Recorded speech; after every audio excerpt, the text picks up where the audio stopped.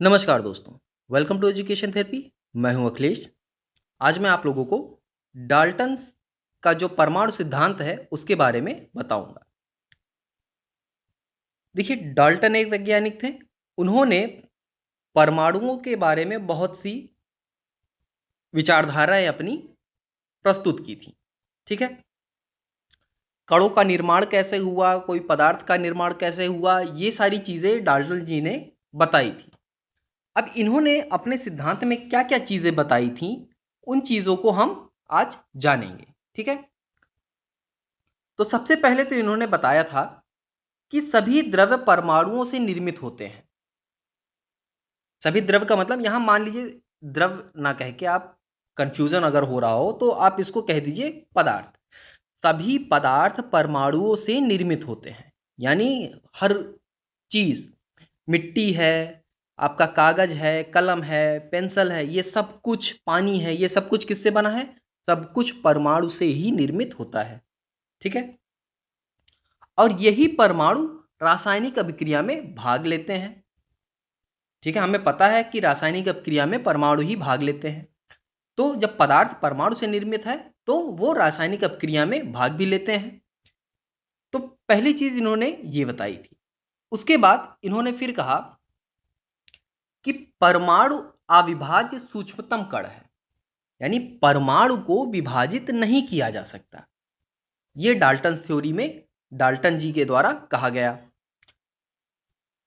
फिर रासायनिक अभिक्रिया में ना तो परमाणुओं को सृजित किया जा सकता है और ना ही इनका विनाश किया जा सकता है, यानी परमाणुओं को ना तो बनाया जा सकता है, ना ही इनको विलुप्त किया जा सकता है।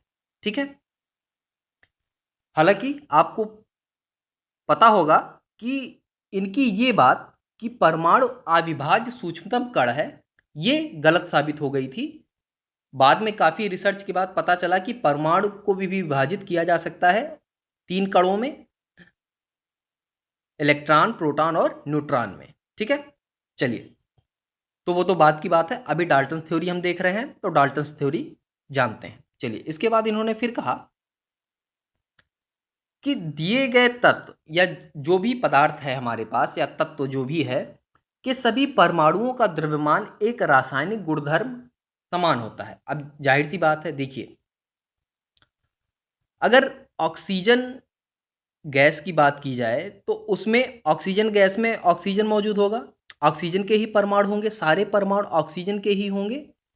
तो जब एक ही तरह के परमाणु हैं, उसमें उपलब्ध हैं, तो उसके सारे रासायनिक गुण धर्म जो होंगे वो सारे समान ही होंगे। भाई, एक ही तरह का जब परमाणु है तो उसके अंदर सारे गुण भी समान ही होंगे। ठीक है, फिर उन्होंने कहा विभिन्न भिन्न तत्वों के परमाणुओं के द्रव्यमान एवं रासायनिक गुणधर्म भिन्न भिन्न होंगे। तो जाहिर सी बात है, भिन्न भिन्न पदार्थ हैं, जैसे हाइड्रोजन हो गया, हाइड्रोजन का परमाणु, ऑक्सीजन का परमाणु, तो जाहिर सी बात है हाइड्रोजन के परमाणु के गुण अलग होंगे और ऑक्सीजन के परमाणु के गुण अलग होंगे। तो भिन्न भिन्न तत्वों के परमाणु हमेशा अलग अलग गुणधर्म रखेंगे, यानी अलग अलग विशेषताएं रखेंगे।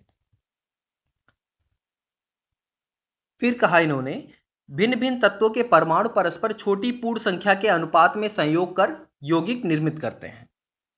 अब देखिए, इन्होंने यहाँ पे जो यौगिक निर्माण होता है उसमें इन्होंने बता दिया कि ये जो पूर्ण संख्या के रूप में ही जो अनुपात होते हैं यौगिक में, ये परस्पर छोटी संख्याओं में होते हैं। यानी जो अनुपात होता है, जैसे H2O है, H2O क्या है? हमारा एक यौगिक है। अब इसमें हाइड्रोजन के 2 परमाणु हैं और ऑक्सीजन का 1 परमाणु है। अब द्रव्यमान की बात की जाए, परमाणु तो हाइड्रोजन का द्रव्यमान 1 होता है, ऑक्सीजन का 16 होता है। तो हाइड्रोजन के 2 परमाणु, ऑक्सीजन का 1 परमाणु, तो 2:16 यानी 1:8 का द्रव्यमान इसमें है। लेकिन परमाणुओं की संख्या कही जाए तो यहाँ पे हो जाएगा 2:1। ठीक है, तो ये अनुपात जो है यौगिक बनाने का, ये एक निश्चित अनुपात होता है।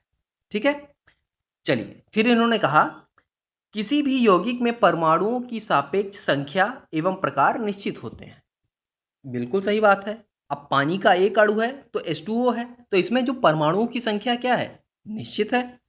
हाइड्रोजन के 2 परमाणु होंगे, ऑक्सीजन का 1 परमाणु होगा, तभी जाके पानी का एक अणु बनेगा।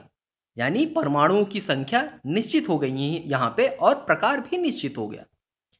हाइड्रोजन के 2 परमाणु हैं, यानी 2 प्रकार हाइड्रोजन के 2 परमाणु निश्चित हो गए, ऑक्सीजन का 1 परमाणु निश्चित हो गया।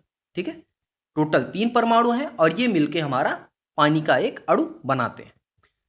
तो ये जो सारी बातें थी, ये डाल्टन जी ने अपने सिद्धांत में सारी बातें कही थी। इनमें से इनकी सिर्फ यही बात गलत हुई कि जो इन्होंने ये कहा था कि परमाणु अविभाज्य सूक्ष्मतम कण है, क्योंकि बाद में ये साबित हो गया कि परमाणु एक मतलब विभाज्य होने वाला कण है, जिसको 3 कणों में विभाजित किया जाता है, इलेक्ट्रॉन, प्रोटॉन और न्यूट्रॉन। ठीक है, चलिए, तो ये था डाल्टन्स एटॉमिक थ्योरी। उम्मीद है आपको समझ में आई होगी बातें।